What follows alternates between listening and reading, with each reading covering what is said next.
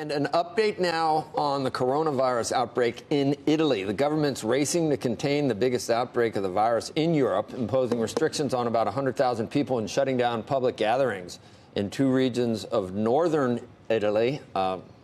Some anecdotal evidence about it, maybe a case down south now. Claudia Pensotti joins with CNBC Italy, joins us now with more. What can you tell us, Claudia?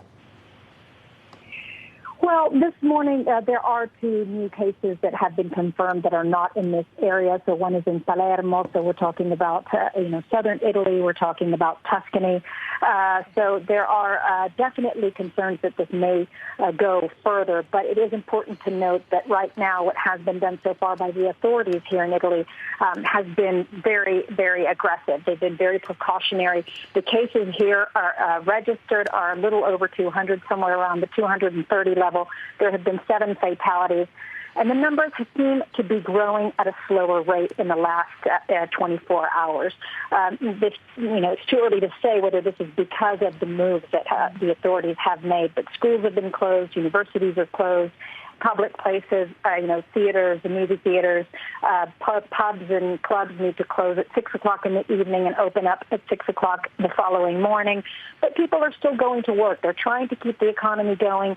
People are cooperating very much in the areas where there is not the red zone, because you mentioned that 100,000 people, those people are in the red zone where there's actually a lockdown, and there are roadblocks. Military forces have been deployed there to keep that area isolated, which is where the cluster is. The question is, we don't know where the patient zero, who the patient zero is. So that makes it harder to foresee the path, the breadth, and sort of the speed that this spread could actually have. Right now, what you're seeing in terms of the effects, our market suffered significantly yesterday. There is concern about the impact on GDP growth in the first quarter. If this doesn't last too long, what the authorities are saying is that, this should not impact, the way that businesses are functioning. But if this were to last, for longer than expected, it could actually, of course, affect the Italian economy. The spread this morning did go up above the 150 level, the spread with the Bund, which tells us that, of course, there is still concern about how this is going to work out for Italy. There have been travel warnings that have come out this morning.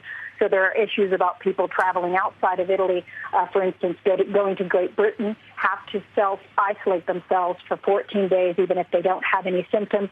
So clearly that concern is mounting.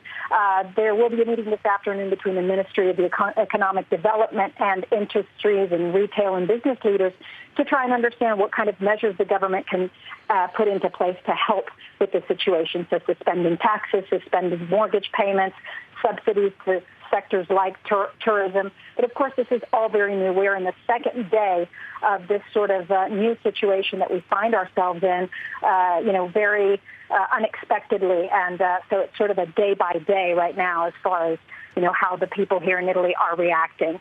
There seems to be, though, the feeling that the authorities have stepped in swiftly, and that since they, of course, are checking very carefully, that's why you're seeing, of course, growing number of cases.